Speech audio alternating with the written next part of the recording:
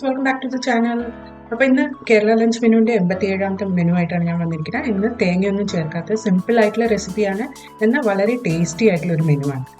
ഇന്നിപ്പോൾ ഞാൻ ഉണ്ടാക്കിയിരിക്കുന്നത് പരിപ്പ് കറിയാണ്. ചൗ ഉപയോഗിച്ചിട്ടുള്ള ഒരു പരിപ്പ് കറി, സിമ്പിൾ ആയിട്ടുള്ള റെസിപ്പിയാണ്. അതിന് കോമ്പിനേഷനായിട്ട് കോളിഫ്ലവറിൻ്റെ ഒരു സ്പൈസി പെപ്പർ ഫ്രൈ. പിന്നെ നമ്മൾ സാലഡും പപ്പടമൊക്കെ വെച്ച് റെഗുലർലി ഉണ്ടാക്കുന്ന പോലെ നമ്മുടെ മീൽ റെഡിയാണ്. ഇതേപോലത്തെ നിറയെ മീൽസിനായിട്ട് എൻ്റെ ചാനൽ സബ്സ്ക്രൈബ് ചെയ്യാനും ബെൽ ബട്ടൺ ക്ലിക്ക് ചെയ്യാനും മറക്കരുത്. അപ്പോൾ നമുക്ക് റെസിപ്പിയിലേക്ക് കിടക്കാം. അപ്പോൾ ആദ്യം നമ്മൾ ഉണ്ടാക്കാൻ പോകുന്ന പരിപ്പാണ്. അതിനായിട്ട് ഹൈ ഫ്ലെയിമിൽ ഒരു പ്രഷർ കുക്കറിൽ ഞാൻ തോരപ്പരിപ്പ് എടുത്തിട്ടുണ്ട്. അതിലേക്ക് വെളുത്തുള്ളി ചേർത്ത് കൊടുക്കുകയാണ്. ഇനി ചൗ കുറച്ച് വലുതായി കട്ട് ചെയ്തതും പച്ചമുളകും ചേർത്ത് കൊടുക്കാം. അതിനൊപ്പം മഞ്ഞൾപ്പൊടി, മുളക് പൊടി, ഉപ്പും ചേർത്ത് കൊടുക്കാം. ഇതൊന്ന് നന്നായിട്ട് സോട്ടേ ചെയ്യണം. അപ്പോൾ ചൗവിന് പകരമായിട്ട് നമുക്ക് വേണമെങ്കിൽ ചുരക്കയോ അല്ലെങ്കിൽ പീച്ചിങ്ങയോ അല്ലെങ്കിൽ പടവലങ്ങയോ ഒക്കെ ഉപയോഗിക്കാം. അപ്പോൾ ഇനി ഇത് വേകാൻ ആവശ്യമുള്ള വെള്ളം ഒഴിച്ചു കൊടുക്കുക.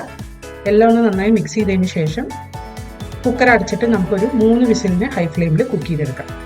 അപ്പോൾ കുക്കർ വിസിൽ അടിച്ചതിന് ശേഷം തണുപ്പിച്ചിട്ട് ഞാൻ തുറന്നുണ്ട്. ഇനി മീഡിയം ഫ്ലെയിമിൽ ഞാൻ വെച്ചിട്ട് ഒന്ന് തിളപ്പിച്ചെടുക്കുകയാണ്. അതിനുശേഷം അതിലേക്ക് വെളിച്ചെണ്ണയിൽ കടുക്, ജീരകം, മുളക്, കരിവേപ്പില, കായപ്പൊടി ഇത്രയും ചേർത്ത് വറുത്തിട്ടുണ്ട്. നമ്മുടെ പരിപ്പ് കറി റെഡിയാണ്. അപ്പോൾ ഇതിന് കോമ്പിനേഷനായിട്ട് സ്പൈസി ആയിട്ടുള്ള ഒരു കോളിഫ്ലവർ പെപ്പർ ഫ്രൈ ആണ് ഉണ്ടാക്കിയത്. ഇതും സിമ്പിളാണ് ഉണ്ടാക്കാൻ. അപ്പോൾ ഒരു ഇരുമ്പ് ചീഞ്ചട്ടി ഉപയോഗിക്കാൻ നോക്കുക. അതിൽ വെളിച്ചെണ്ണ ഒഴിച്ചിട്ട് പെരിഞ്ചീരകം ഇട്ടിട്ട് പൊട്ടിക്കുക. അതിനുശേഷം ഉള്ളി, പച്ചമുളക്, കരിവേപ്പില ചേർത്ത് കൊടുക്കുക. ഇനി ഉള്ളിയുടെ കളറൊന്ന് മാറുന്ന വരെ നമുക്കിതൊന്ന് സോട്ടേ ചെയ്ത് കൊടുക്കാം. അത് കഴിയുമ്പോൾ അതിലേക്ക് ഇഞ്ചി വെളുത്തുള്ളി പേസ്റ്റ് ആഡ് ചെയ്ത് കൊടുക്കുക. ഇഞ്ചി വെളുത്തുള്ളി പേസ്റ്റിൻ്റെ പച്ചമണം പോണ വരെ നമുക്കിതൊന്ന് വഴറ്റിയെടുക്കാം. അടുത്തതായിട്ട് ഇതിലേക്ക് ആഡ് ചെയ്യേണ്ടത് മഞ്ഞൾപ്പൊടിയും കുരുമുളക് പൊടിയാണ്.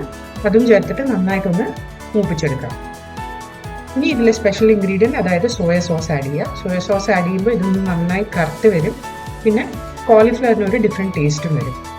ഇത് രണ്ടും ചേർത്തതിന് ശേഷം കോളിഫ്ലവർ ഞാൻ ഒരു 10 മിനിറ്റ് ചൂടുവെള്ളത്തിൽ മഞ്ഞൾപ്പൊടി, ഉപ്പ് ഇട്ടിട്ട് തിളപ്പിച്ചെടുത്തിട്ടുണ്ട്. അത് ഇതിലേക്ക് ചേർത്ത് കൊടുക്കാം. ഇനി ഇതൊന്ന് നന്നായിട്ട് സോട്ടേ ചെയ്യുക. മസാലയൊക്കെ നന്നായി പിടിക്കുന്നവരെ സോട്ടേ ചെയ്യുക.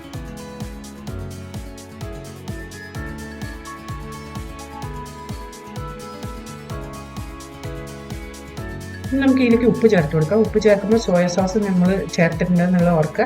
പിന്നെ നമ്മൾ കോളിഫ്ലവർ വേവിക്കുമ്പോഴും കുറച്ച് ഉപ്പിട്ടുണ്ടായിരുന്നു. അപ്പോൾ അതനുസരിച്ച് അഡ്ജസ്റ്റ് ചെയ്യും. ഇതിലേക്ക് കുറച്ച് വെള്ളം തെളിച്ചിട്ട് കോളിഫ്ലവർ നന്നായി വെന്ത് വരുന്ന വരെ നമുക്ക് ചെറിയ തീയിലിട്ട് ഇടയ്ക്കിടയ്ക്ക് ഇളക്കി കൊടുത്തിട്ട് ഇത് ഉണ്ടാക്കിയെടുക്കാം. അപ്പോൾ നല്ലപോലെ വഴറ്റിയെടുത്ത് കഴിഞ്ഞാൽ നമ്മുടെ കോളിഫ്ലവർ പെപ്പർ ഫ്രൈ റെഡിയാണ്. അപ്പോൾ സൂപ്പർ ഈസിയായ ഈ മെനു നിങ്ങളും വീട്ടിൽ ട്രൈ ചെയ്ത് നോക്കിയിട്ട് കമൻറ്റ് സെക്ഷനിൽ അറിയിക്കുക. അടുത്ത പ്രാവശ്യം പുതിയ വീഡിയോ ആയിട്ട് വരുന്നവരെ ബൈ.